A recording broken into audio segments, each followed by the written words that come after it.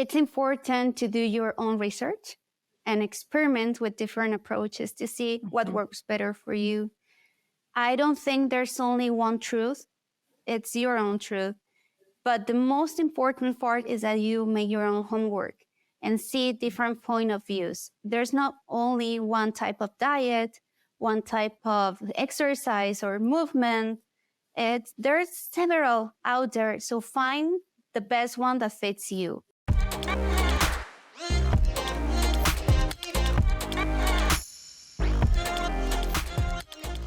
I'm so excited to have you with us. It was really fun because I was a guest on your podcast. And so now we get to flip roles, and just so appreciate you being here. I'm so glad to be here, Lauren. Thank you so much. By the way, you did a great job in my podcast and my YouTube channel speaking Spanish. I was surprised, impressed. Well, I appreciate that. It definitely is giving me inspiration to continue to improve. So thank you for that opportunity, and vice versa. Obviously, your English is impeccable. So very impressed from my perspective as well. Maybe we can start, if you could just share with us some about your journey into nutrition and health, and kind of how you grew into your work as a nutritionist and educator and amazing podcast host.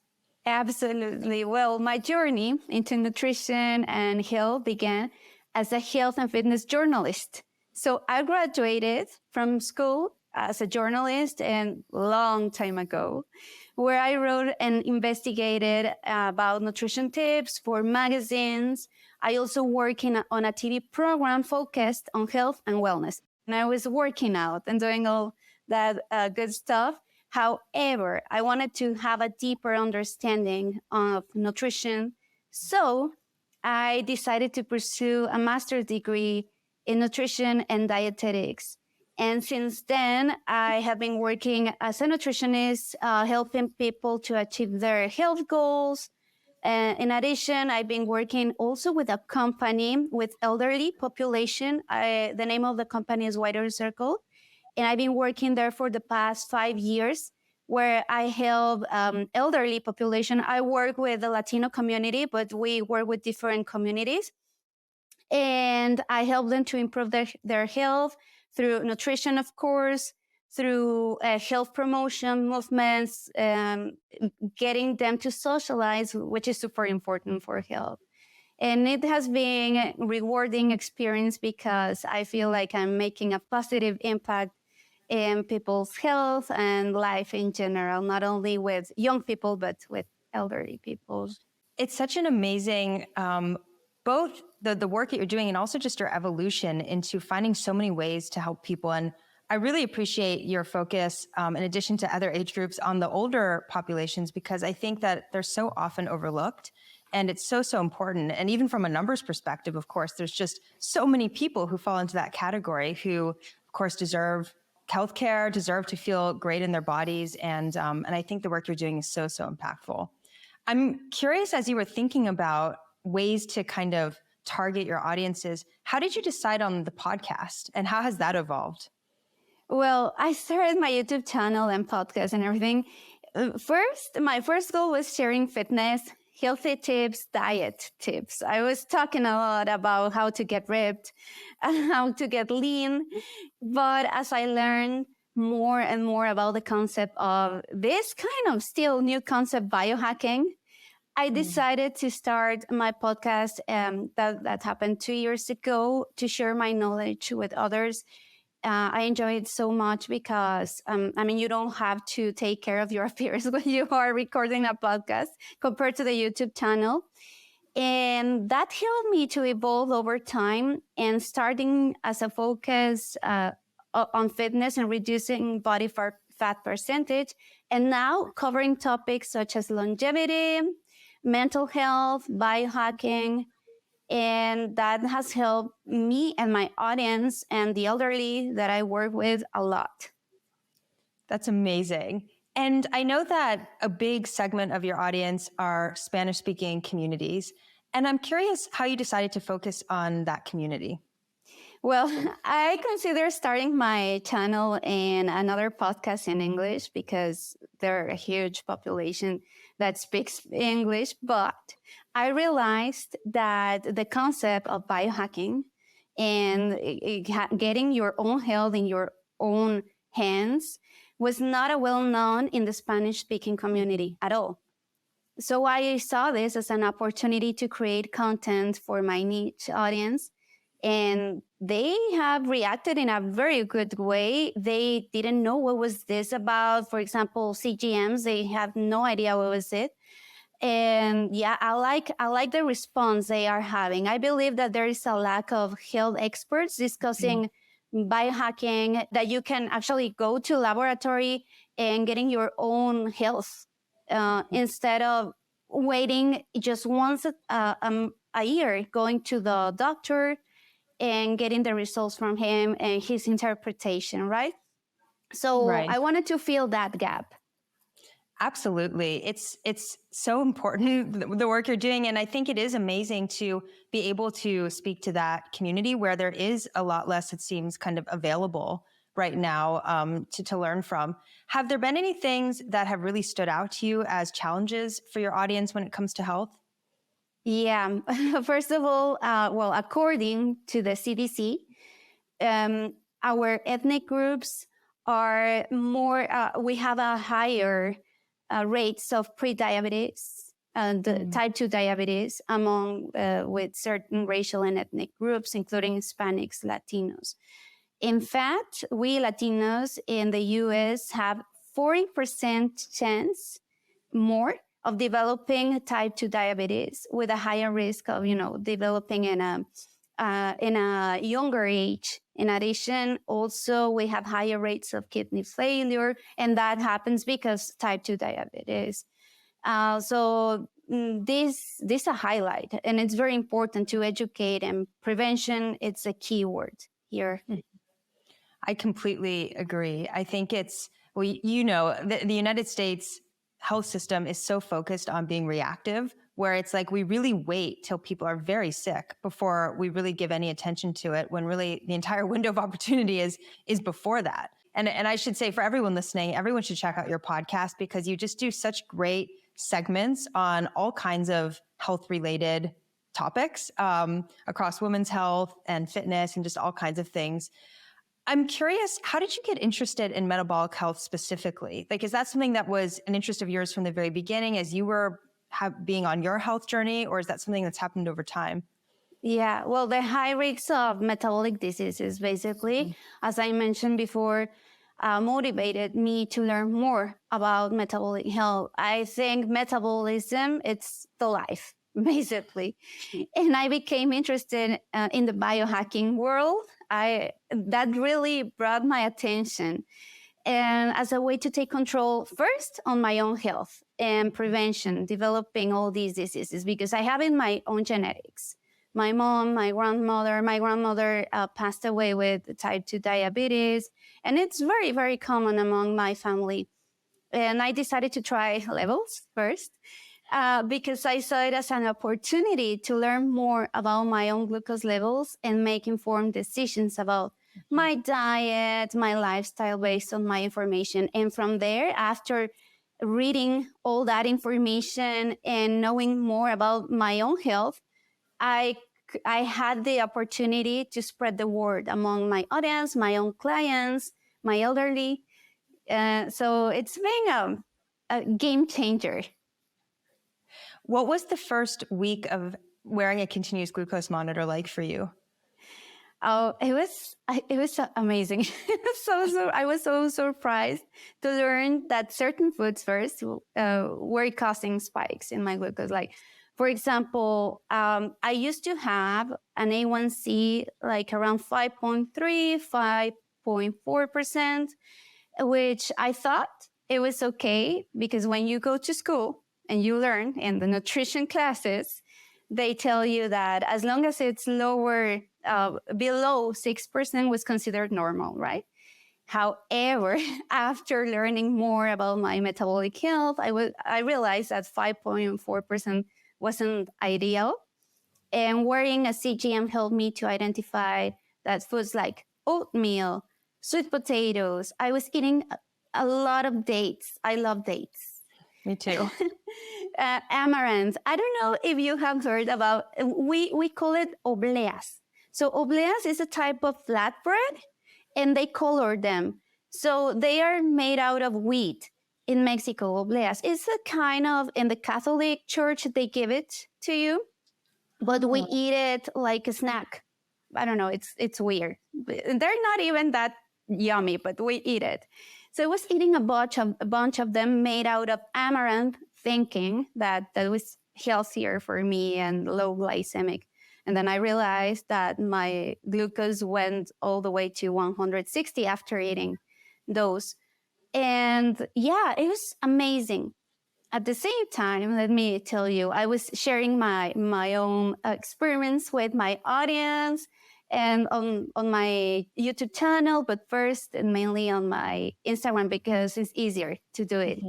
And I was making the videos, and a lot of colleagues, nutritionists, were texting me like on WhatsApp or also direct messages, and they were asking, why are you measuring your glucose? Are you diabetic?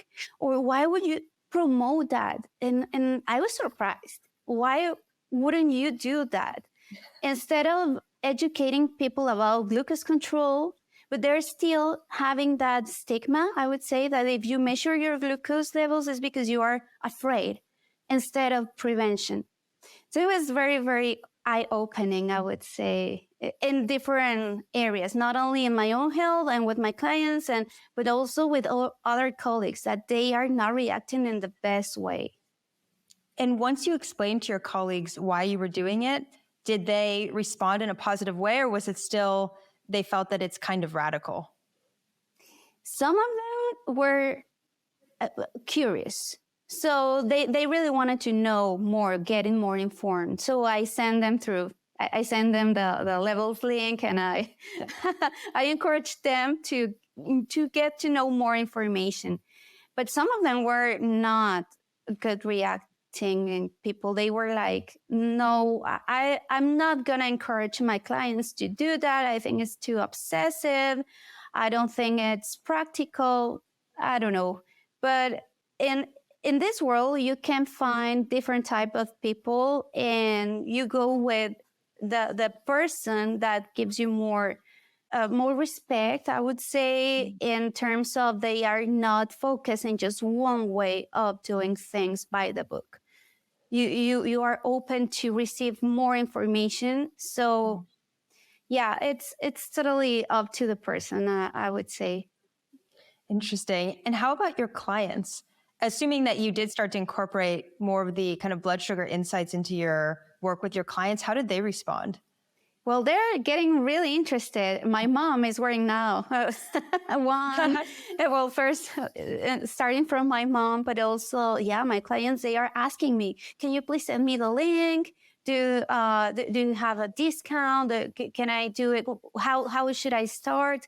So they are reacting perfectly. I like that, because they see it as a way of prevention. And probably if you, well, it's not probably, it's the way it is. When you see the all the data in your cell phone, and and you can see it clearly, you have no doubt about the foods and the decisions that you are taking. So yeah, I think that they like it. They are interested, and some of them can't afford it because it could be a little bit pricey if they purchase it month by month. But at least one month, it's an eye-opening way of doing things differently. It definitely was for me and is for me. And, you know, one of the things that we think a lot about is basically there's this one piece of it, which is people understanding that certain foods are spiking their blood sugar or having the desire to change the foods that they're eating. But then it's a whole nother thing for me as well to actually make behavioral changes and to kind of get to a place where actually, okay, I am really changing my diet in a long-term way. What are some ways that you help your clients on the behavior change side of things? It is kind of difficult at the beginning, depending on the person, of course. If they are coming, for example, I have other elderly, not in the company that I work, but independently with other clients. If they are, I don't know, in certain age, I don't want to generalize, but uh, when the time goes and we are getting older, it's a little bit less easier to do things. So they are more structured. They don't want to change things. In that way, I go little by little. I believe that it's important to start small and make changes to your diet and lifestyle, but gradually. But this is specifically true for those who are trying to improve their metabolic health, for example. I often recommend making one change at a time, such as eliminating sugar, drinks, sodas, reducing the amount of refined carbs in their diet. That's more effective with the elderly population, I would say over 60 years old. But when they're younger, they want to do other stuff, like more. Some of them want to start intermittent fasting or longer fasting right away. So I have to go and I have to explain that we can't do that kind of very extreme changes. Otherwise, they could feel weak, or it won't be so effective as the other way if we go gradually. So that's the way I would recommend it. But for some people that have very, very specific problems, we have to take other type of pathway. And I recommend more drastic measures. Like, for example, I don't know, people that are drinking sodas every day and their glucose levels, they wake up with 250. In those cases, we can't go gradually. We have to go more drastically. Or I also try to help my clients understand the importance of making changes. Let's say they want to eat every day a little bit of bread, but they have leaky gut or they have a lot of skin issues. In those cases, we need to be drastic and we have to eliminate completely that type of foods. So it depends on the person and personalities. That's really interesting. Are there some personalities that you find are much easier to create, to kind of be open to change? Unfortunately, but fortunately, people that they don't want to change, they go with another more traditional nutritionist that would allow to have cake every single day, even though they have skin issues or leaky gut. And that's okay. But we work with people that we interact in a good way, we get along. It's important. I don't know, in your own experience, I'm sure that you have dealt with that type of personalities that don't want to change. They want to keep the same pathway, the same way of eating, and they want to see results. It's impossible. Yes. And I've seen this even just amongst my group of friends and also in myself in different chapters in my life where I'm saying that I want to live in a certain way or feel a certain way in my body, but then I'm not actually changing my behaviors. And having been in that moment of life, I mean, it's so complicated. There's so many layers to why that's happening. And I think it does make change very hard though, when I or someone is in that phase of kind of thinking. Something I'm curious from you is, I think, there's often food is often so associated with family, with culture, with emotion. And something that has been on my mind a lot is, especially like, for example, as Level starts to reach out to broader audiences, how we can really honor the fact that, for example, for certain cultures, rice isn't just rice. Rice represents a whole lot of things outside of just food. I'm curious how that plays a role in your practice, and especially kind of as you intersect with both communities in the US and also communities in Latin America. Oh, yeah. Like in Mexico, for example, corn, it's part of the culture, corn and beans. So I remember when I was little, I didn't like beans very much. I was very picky with food, like when I was like, I don't know, 10 years old or 12. And my grandma was like, oh, you're not growing up because you're not eating beans. You have to eat beans and corn every day, tortillas and frijoles every single day. And unfortunately, that really spikes your glucose levels.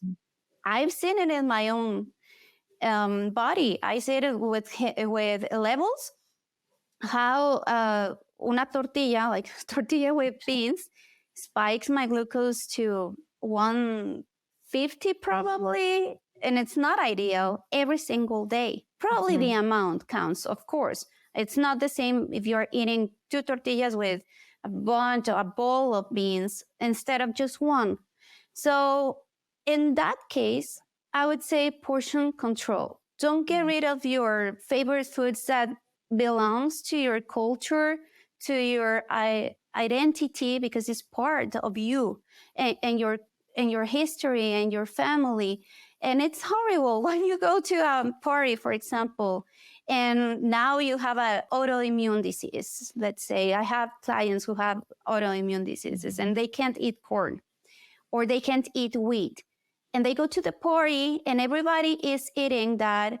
And probably it's not a big deal because for some people, that could be just a food related thing. That's it. It's just food. But for some people, my mom says that it's like, how to say, duelo, grief. Pain and grief. Yeah. Exactly. You have to let things go and then overcome that little grief that you are living at that moment, because food is part of the culture.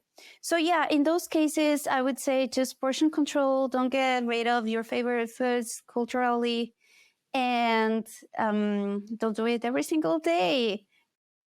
And beans and corn have their own nutrients, and they have fiber. But yeah, most of it is carbohydrates. And if you are dealing with metabolic health, you have to lower down the dose. I agree. And it's a balancing act for me as well. When you go to these types of family events, parties, these kinds of things, and people notice that you're declining to eat some of the foods, or you're eating less and your plate is like mostly salad, and they say things, how do you respond? This is something that I am still experimenting with, what the right way to respond is. So I'd be interested what your response is. Oh my God, Lauren, that's so complicated. It depends. It depends on the group I am. Most of my family knows what I do. They know that I'm a nutritionist, but this is very interesting and it's actually funny. They ask for permission to do something in the group that we are eating. Yeah, they ask me permission. Oh, Dulce, can I eat this? And I'm like, oh my God, are you really asking for permission? Or they are asking, I don't know, they beg me, asking for my pardon. I'm so sorry, Dulce. I'm gonna eat rice, or I'm gonna eat a piece of cake. And you don't have to apologize because of your decisions. So instead of that, of asking me questions of why I'm doing this, because they follow me on my YouTube, they know what I'm doing. They ask me for permission. And I feel awkward. But this is what I say. You know what? Just feel free and forget that what I do. Just forget it. Just enjoy, and don't feel judged. That's the thing, that they feel judged because I am there. Yeah. I don't know how to change that. Do you have any advice for me, Lauren? I'm also still trying to figure it out. It is hard. And I've noticed exactly what you said, which is sometimes, mostly, I'll even just be sitting at the table and I haven't said anything. And I'm not doing anything other than ordering my own food. But people feel very judged by the fact that I'm even present and I'm looking. And they think that they think that I'm seeing their choice of what to eat and thinking it's bad. And it's especially when there's, for example, like an appetizer on the table and it's something that I'm just deciding not to eat, but they're eating it. And then every time they go to take another piece, they think that I'm monitoring their intake. I think the way that I started describing it to people is, for example, like if I'm at an event or a family event or something, and there's rice or pasta or something, and maybe I put like a little on my plate, but mostly I'm not eating that dish. And people say, wow, what's wrong with you? Like, you used to love that. What's going on? I usually now just describe it as, oh, well, I've noticed that my body doesn't really feel good when I eat that. So I'm just taking a little break from it. but I really do love this other thing. And I like find something on the table that I really love.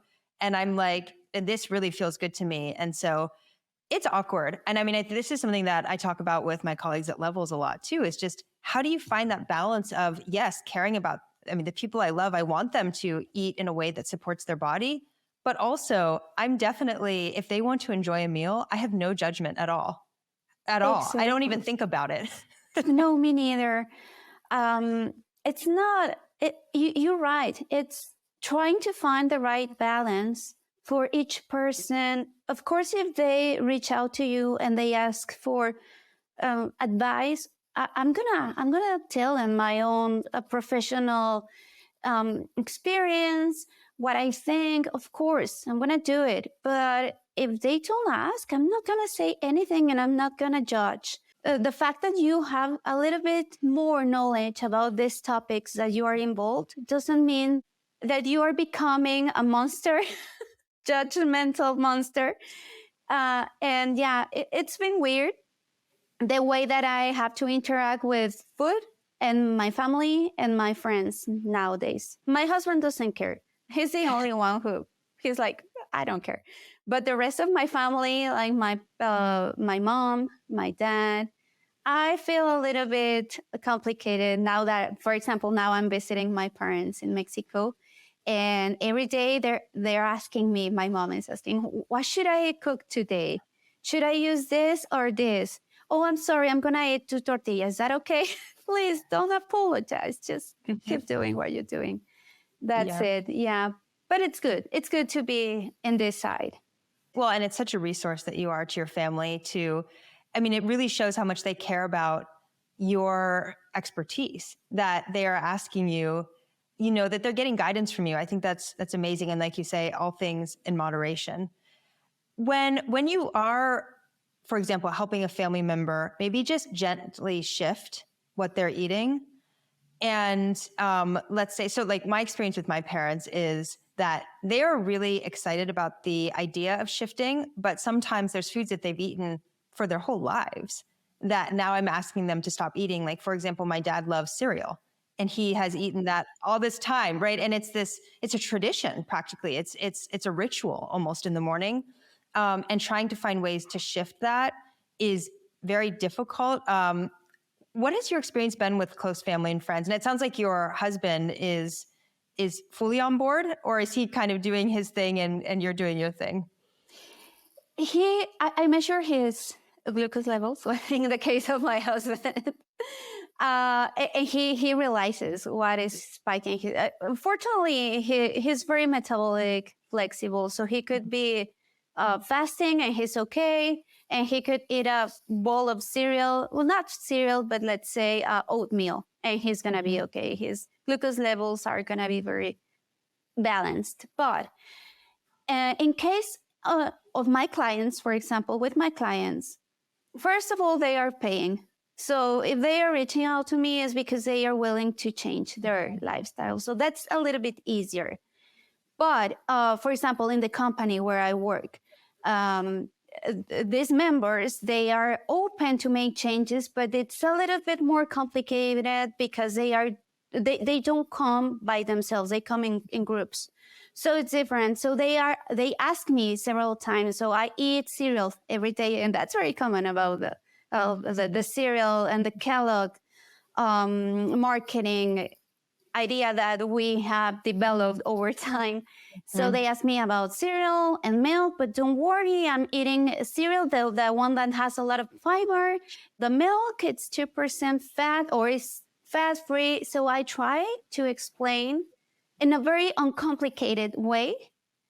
And I tell them what would be a good switch or a good swap. For example, instead of cereal, let's start with oatmeal, but not a huge amount of oatmeal, and combine it with protein, almonds, a good source of fat, or and I give them an explanation. I know that a lot of people don't like explanations, but it's important to have them explained instead of just being so reductionist and telling them this is good, this is bad. Just giving them why this is important and how to swap it, and giving them or allowing them to decide if it's good or is it bad for them. Mm-hmm. And I'm having a really, really good result out of that. And they're changing their cereal for eggs. And also, this has been a huge challenge. They think that eggs and cholesterol, it's bad, that or meat is bad because of cholesterol, and it's better to have the oatmeal again. And their doctors are still prescribing oatmeal every day, every morning. So it's breaking up little by little, gradually, that idea that it's being built, constructed for a long period of time. But yeah, I see people, elderly, over 80 years old, changing their cereal. That's amazing. And do they report that they feel better after they do that? They can feel the difference? They can feel the difference because this is actually amazing that they are monitoring their glucose every day, because they have access. Some of them have access to the free libre style by their insurance. So if they have it, they share with me the results. That's impressive. Or only with a regular monitor from the pharmacy, they share with me the results, and I'm impressed. I'm learning so much from everybody, not only my clients, my audience, and the elderly. That's amazing. And when you work with the elderly, do you also do exercise with them? Because I know your Instagram has some amazing fitness reels. Is that something that you work with them on as well, or not so much? I used to do it in the past because we used to get together with them. Now I'm in the virtual team. I'm doing everything from my home, but the facilitators that work with them, they do it. Yeah, through this company. It's Wider Circle. If you're interested, you can see how we work with them. And yeah, they like it. And what I do from my side, since I'm in the virtual team, I send them videos. Sometimes I record myself, yoga in a chair or Pilates in a chair. And the key is to keep them moving constantly. Like I said, I wish that there were more people like you working with those communities, because it's so important. And I think people think that once they reach a certain age, it's just, there's no point. And that's the complete opposite of the reality. What is your favorite piece of advice for people trying to improve their health?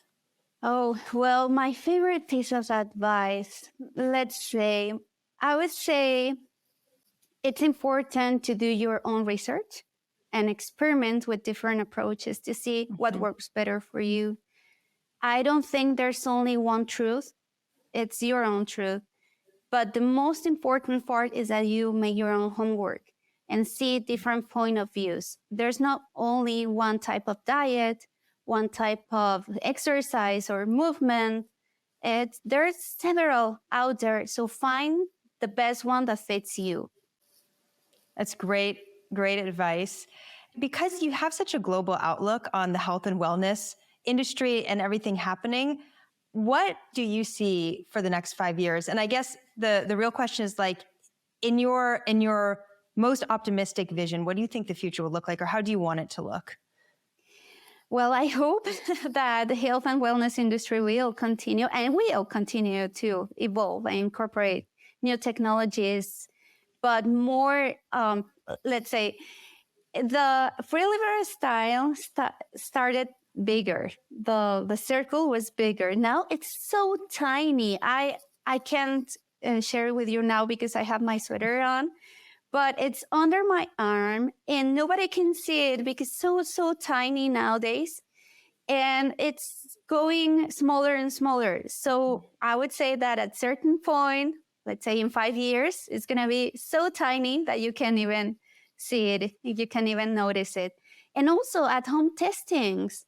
I just interviewed she's the CEO of Knowing Labs, and this new technology is at home test that you don't even have to go to a laboratory to get your blood test done. You receive the kit and just send it over, and then you receive all your results in your phone. Also with microbiome tests, CGMs, everything. I think that we're going to have more and more access to it, and the medical industry needs to change, and it's going to evolve, and it's going to change. It's changing, but just the access, the technology is over there. I hope that vision does come true. Like you said, especially the access. It's really, I think sometimes it's easy to forget how much of the world does not have access even to the most basic healthcare. And then even in places where there is a lot of advanced healthcare, that access is really for a very small percentage of the people. So you and I will work together to make that vision a reality. Is there anything that we haven't talked about that you want to make sure we chat about? Well, we talked so many topics. I would only say that if you want to improve your health, don't stay in a very narrow vision. Stay in a wider one. Find your way, find your focus, find your own health. Don't follow just the Instagram or YouTuber, whatever that probably at the moment looks wonderful, but you don't know exactly if it's a correct path for you. Just find your way. That's the only thing that I would say to the people. It's a beautiful message for 2023. Be aware and be open-minded. Thank you so much for coming on. How can people find you, follow you, learn from you? Everything on Instagram, YouTube, podcast. My name is Dulce, is D-U-L-C-E, like sweet in Spanish. That's my name, Dulce Dagda. And yeah, you can follow me. You're going to see a lot of content. I have recipes. I have fitness routines. I have a lot about CGMs nowadays. And yeah, I share my own experience and my own journey through levels.